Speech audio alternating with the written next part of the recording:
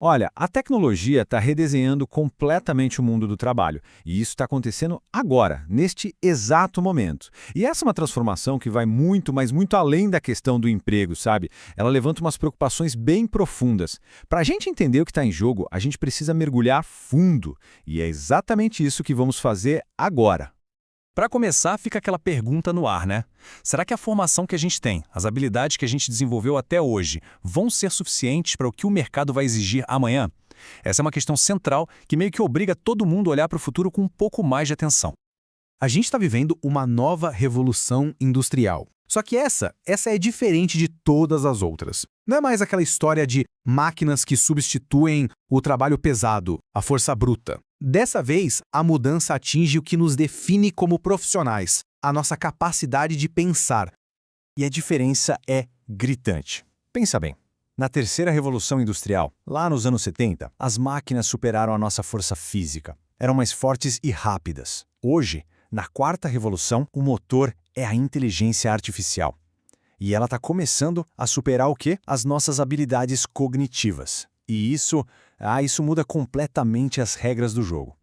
Essa mudança toda traz um alerta bem severo do historiador Yuval Noah Harari. Ele prevê uma consequência social, assim, drástica para essa revolução cognitiva. O surgimento de uma nova e, para ser sincero, bem preocupante classe social. É uma ideia de arrepiar, não é? O Harari não está falando só de desemprego.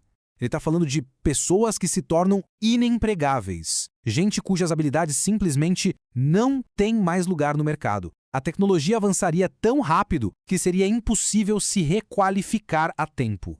E o motor por trás disso tudo é a inteligência artificial. De um jeito bem simples, IA é a tecnologia que permite que máquinas executem tarefas que, até pouco tempo atrás, a gente achava que eram exclusividade dos humanos. E isso não é mais papo de ficção científica, viu? É a realidade que está moldando o nosso presente. Mas que habilidades são essas, afinal? A gente está falando de coisas centrais. Aprender, analisar, comunicar e, o que é mais surpreendente, até mesmo compreender emoções humanas. A tecnologia está começando a dominar justamente essas áreas, o que eleva o nível do desafio para outro patamar. E essa discussão não para só no mercado de trabalho, não. A jornalista Paula Sibilia leva a questão para um nível muito mais profundo, quase filosófico. Ela basicamente pergunta se não é só o nosso trabalho, mas o nosso próprio corpo que está se tornando obsoleto. Essa pergunta é o coração da reflexão da Sibilia. Quer dizer, diante de criações tão poderosas, feitas por nós mesmos, será que a nossa biologia, o nosso hardware humano, ainda dá conta do recado? O argumento dela é bem provocador. O corpo humano teria se tornado uma plataforma biológica ineficiente para esse mundo digital. É lento, é frágil, está sujeito a falhas. A sugestão dela é radical. Talvez seja a hora de um redesign, para que os humanos consigam acompanhar as próprias máquinas. E isso se conecta com uma outra ideia, a da desmaterialização do trabalho. Hoje, o valor não está mais nos produtos físicos, mas sim no que é imaterial. Dados, ideias, conhecimento, relacionamentos. Num mundo onde o trabalho é cada vez mais virtual, um corpo que foi projetado para o mundo material acaba ficando, de certa forma, em segundo plano. Com essa pressão toda para a gente se adaptar, surge uma outra questão. E qual é o custo disso para a nossa saúde mental? O filósofo Byung-Chul Han argumenta que essa nova era de performance constante está criando um cenário de doenças totalmente novo. O ponto do Han é crucial. Ele diz que as doenças que definem a nossa época não são mais as virais ou bacteriológicas, mas sim as neuronais. São as doenças da mente, que nascem dessa pressão por produtividade e da autoexploração num mundo que simplesmente nunca desliga.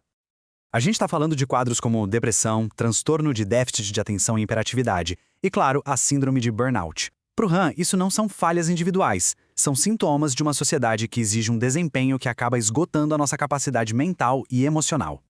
Ok, diante de um cenário tão complexo, a pergunta que não quer calar é: o que fazer? Existe um caminho para a gente navegar por essa nova realidade? Felizmente, alguns pensadores apontam para uma mudança de mentalidade que pode nos ajudar a nos adaptar.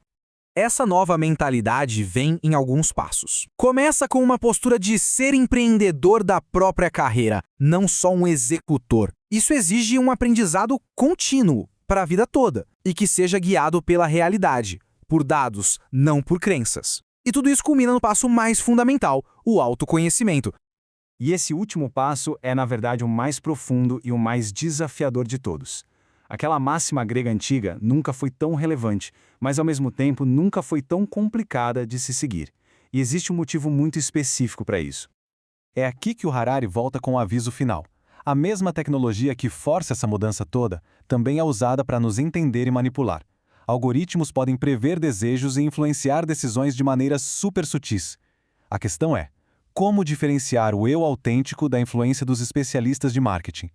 O autoconhecimento virou uma verdadeira batalha contra sistemas projetados para nos hackear. E isso tudo nos leva a uma reflexão final. Se o nosso eu interior, nossos desejos, nossas intuições podem ser manipulados por forças externas, como a gente pode confiar neles? Em um mundo de tecnologia onipresente, a jornada para o autoconhecimento talvez seja o maior de todos os desafios e, quem sabe, a habilidade mais essencial que existe.